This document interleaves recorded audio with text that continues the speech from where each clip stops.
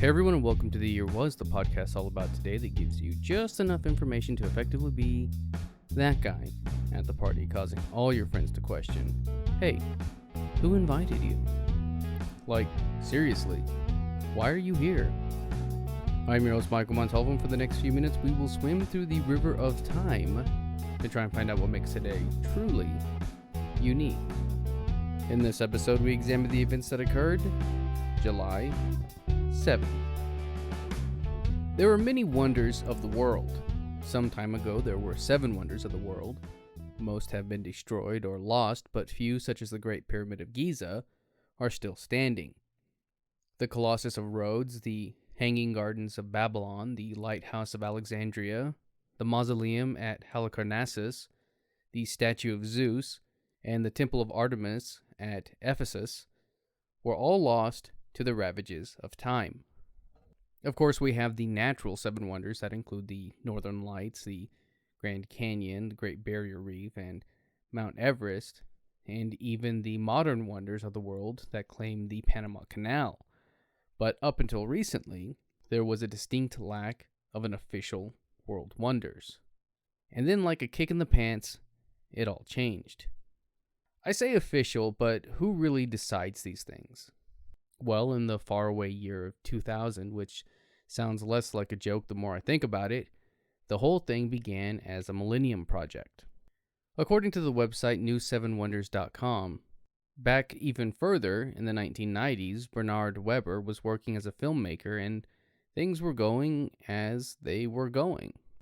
But then the switch from analog to digital began to take place, and not wanting to fall behind on the technology of the times, but also needing a reason to purchase a computer, Weber decided that the only way to justify this new purchase and connect with the world was to reflect and search for a concept that would inspire and encourage interaction with other people.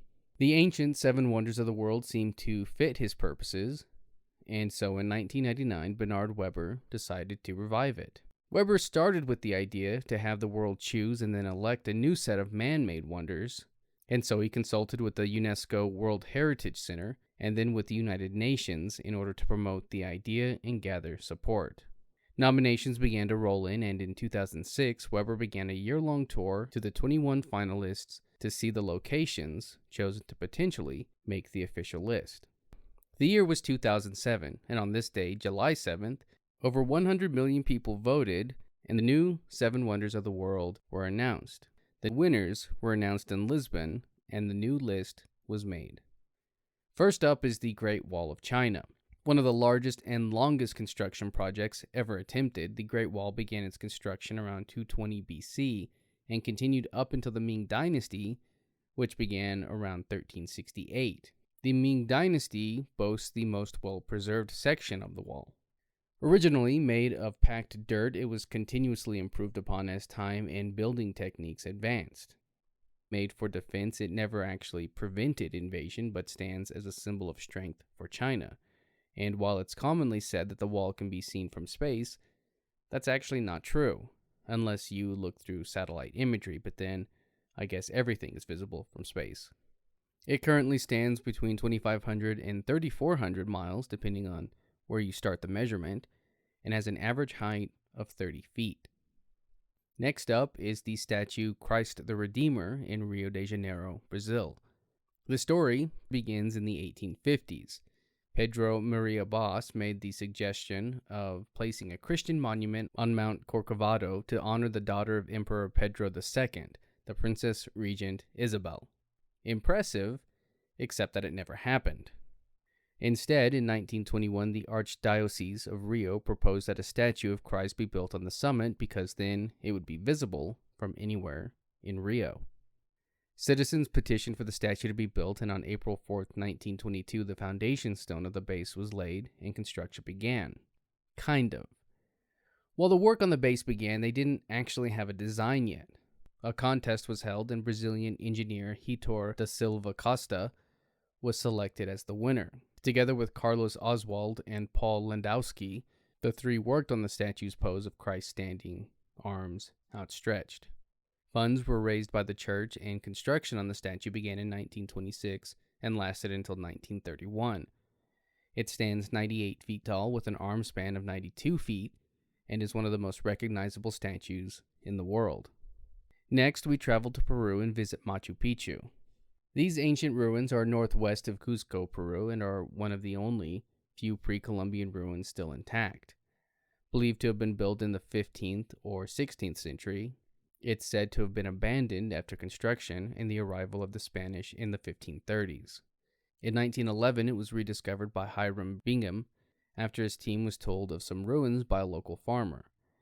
After finding the site, Bingham shared with the world his discovery by way of book, The Lost City of the Incas. However, there is evidence to suggest other explorers reached the site in the 1800s. It's believed that it acted as a sort of royal estate for emperors and nobles, but is also thought to have been a prison, a trade hub, a testing station, a woman's retreat, and a coronation site. Chichen Itza in Mexico are Mayan ruins that consist of about 26 ruins. The main ones being the Chichen Itza Pyramid, the Observatory, the Temple of the Warriors, and the Mayan ball game. In the Temple of the Jaguars, it's said that if you stand on the platform to the north, it's possible to hear a whisper 150 feet away, which just sounds insane to me. Built sometime in the 6th century, it's believed to have been a religious, military, political, and commercial center that at one point was home to about 35,000 people. An interesting thing, though, is that after the city was invaded by other Mayans or Mayan speakers, sometime after the year 300, many of the structures, such as the pyramid, were actually built. By the time the Spaniards arrived, the city was mostly abandoned and the Mayan population were living in small villages. It became an archaeological site open to the public and boasts over 2 million visitors a year. The Roman Coliseum began its life sometime around 70 AD. Built during the reign of the Flavian emperors as a gift to the Roman people, it stood roughly 620 by 513 feet, was 4 stories high, had 80 entrances, and sat more than 50,000 people, which is actually about the same at the Zhengxi Olympic Sports Center Stadium. Construction lasted about 10 years and is unique in that each story showcased columns in a different style. The Colosseum saw about 4 centuries of use as an arena for gladiatorial combats, hunts, wild animal fights, and mock naval engagements, where it actually was flooded to accommodate ships, at great expense. Eventually, the struggles of Rome proved to be too much, and by the 6th century, its time in use was beginning to come to an end as it had begun to decay. It was eventually abandoned completely and became a quarry for buildings such as St. Peter's Cathedral.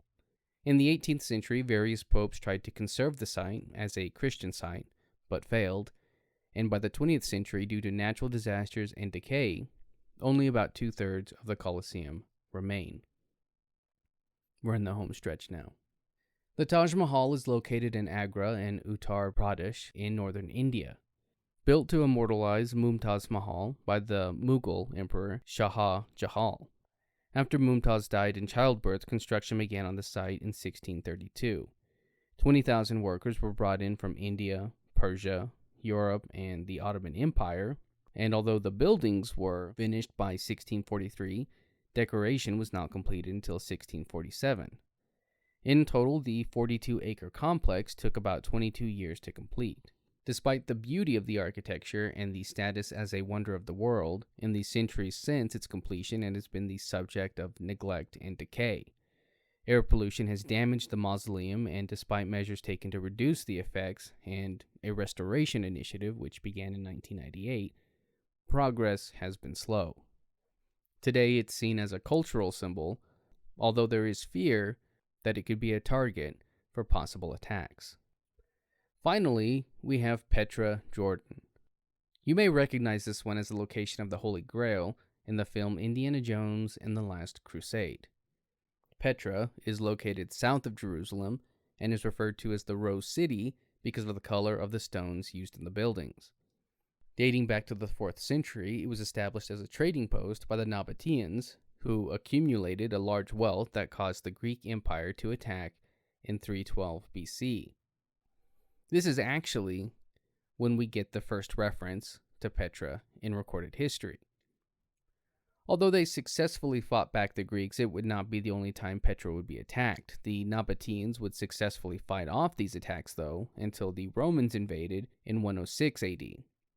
The Romans ruled for 200 years until an earthquake destroyed many of the buildings, and the Byzantines took over the region, which lasted for about 300 years. Petra was abandoned in the 8th century, but was discovered in 1812 by Swiss explorer Johann Ludwig Burckhardt. In 1929, a formal project was launched to excavate and study the site, and in 1993, Greek scrolls documenting the Byzantine period and the discovery of a monumental structure beneath the sands were found with satellite imagery. The Great Pyramid of Giza, which previously mentioned is the last surviving original wonder of the world, was not included in the list of the new 7 wonders, but was later included as the honorary 8th wonder of the world, beating out the likes of King Kong. That's going to do it for us today. If you like this podcast and want to hear more, give us a rate and a review.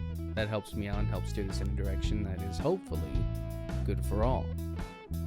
If you're watching this on YouTube, you can find the Year Was audio version on your podcast app of choice. You can find me on social media and at YouTube at the Apple Cider Club. And as always, I want to thank the Tim Kreitz Band for our musical theme.